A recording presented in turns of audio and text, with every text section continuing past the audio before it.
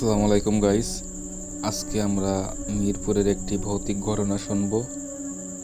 তো আমরা দেরি না করে সরাসরি ঘটনায় চলে যাই। আমার নাম প্রিন্স, মিরপুরে থাকি। আমার ভূতের কাহিনী ভালো লাগে, তাই আমি একটি পাঠালাম। আশা করি ভালো লাগবে। আমাদের গ্রামেরই অনেক আগের এক ঘটনা, প্রায় 18 থেকে 20 বছর আগের ঘটনা এটা। গ্রামে অনেক বেশি জিন সম্পর্কিত ঘটনা শোনা যায়। আমি এটা শুনেছি আমার বড় বাবুর কাছ থেকে। এবার ঘটনাটা বলি। আমাদের বাড়ি থেকে 6-7 বাড়ি পরে ছিল আমাদের পরিচিত আব্দুল লতিফ সাহেবের বাড়ি। তখন উনি জওয়ান ছিলেন। উনি প্রায় অনেক রাত করে বাড়ি ফিরতেন। তো এমন একদিন উনি রাতে প্রায় 12টা হবে এমন বাজার থেকে বাড়ি ফিরছিলেন। গ্রামে তো এক এক দিন এক এক জায়গায় হাট বসে। ওই দিনের হাটটা কিছুটা দূরে ছিল, আর সেদিন প্রায় শেষ পর্যন্ত হাটে ছিলেন। তারপর আবার বন্ধুদের সাথে আড্ডা দিয়ে একা ফিরছিলেন। দেরি হয় ভাবলেন শর্টকাট রাস্তা দিয়ে যাবেন। সে পথে একটা বড় বাস ঝাড় পড়ে। রাতের বেলা ওখানে অদ্ভুত অনেক কিছু হয় বলে সাধারণত কেউ পথে যেতে চায় না। উনিও তা জানতেন, তাও ওদিন যাচ্ছিলেন। সেদিন কিছুটা পূর্ণিমা ছিল।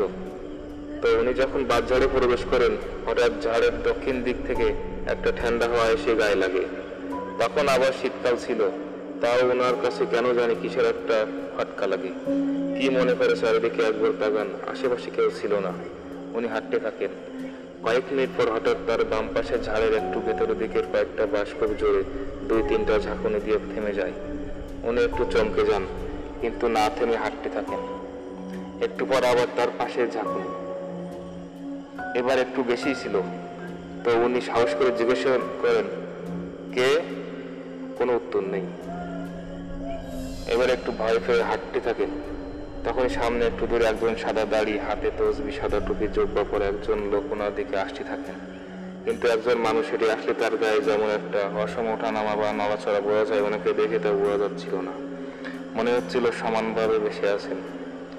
পা কি মাটিতে ছিল কিনা তাও বোঝা যাচ্ছিল না। কাছে আসতে দেখলেন আসলেই ভাসমান। এমনটা দেখে উনি ভয়ে ওখানে থমকে দাঁড়িয়ে যান। লোকটি কাছে এসে বললেন, তুই এ পথে আর কোনোদিন যাবে না। এখানে অনেক খারাপ জিন থাকে। এরপর আর কোনোদিন গেলে তোর অনেক ক্ষতি হয়ে যেতে পারে। উনি তো ভয়ে কাঁপছিলেন। লোকটি বলল, যা সোজা বাড়ির দিকে হাঁটতে থাকবি, সাবধান, পেছনে তাকাবি না। বলে উনি আবার আগের মতো ভাসতে ভাসতে চলে গেলেন। একটু সামনে গিয়ে মনে হলো অদৃশ্য হয়ে গেলেন, আর দেখা গেল না। উনি তাও ভয় কিছুক্ষণ ওভাবে দাঁড়িয়েছিলেন। হঠাৎ হুঁশ হতেই উনি খুব তাড়াতাড়ি হাঁটতে লাগলেন। ঝাড়ের প্রায় শেষের দিকে আসতে ওনার চাদর পেছন থেকে টান লাগলো, আর মনে হলো অনেক দূর থেকে মেয়েলি কণ্ঠে কে যেন বলছে, এই লতিফ, তুই যাবি না? তোর দাদা আমার অনেক ক্ষতি করেছে, আজ তোকে পেয়েছি, দাঁড়া। ওনার দাদা জিনদের ব্যাপারে অনেক কিছু জানতেন। ওনার জিন ছাত্র ছিল। উনি এরকমটা শুনে তখন জোরে দৌড়াতে লাগলেন। বাড়ির উঠানে আসছেই নিহাজ, তার ভাই, বলে ডাক দিয়ে জ্ঞান হারিয়ে ফেললেন। এরপর টানা প্রায় 1 সপ্তাহ ওনার খুব জ্বর ছিল, আর বাড়ি আসার পর ওনার গায়ের চাদরটা ছিল না। পরদিন ওই ঝাড়ে গিয়ে খুঁজতে দেখা গেল চাদরটা একটা অনেক উঁচু বাঁশের, ওভাবে চাদর ঝোলানো কোনো মানুষের পক্ষে অসম্ভব। আর পরে জানা গিয়েছিল যে ওই লোকটি জিন ছিল, ওনার দাদারই ছাত্র। ওই রাতেই দাদাকে এসে বলে গিয়েছিল। এরপর থেকে ওই পথে রাতে তো দূরে থাক, দিনে অনেকদিন পর্যন্ত কোনো মানুষ চলাচল করেনি।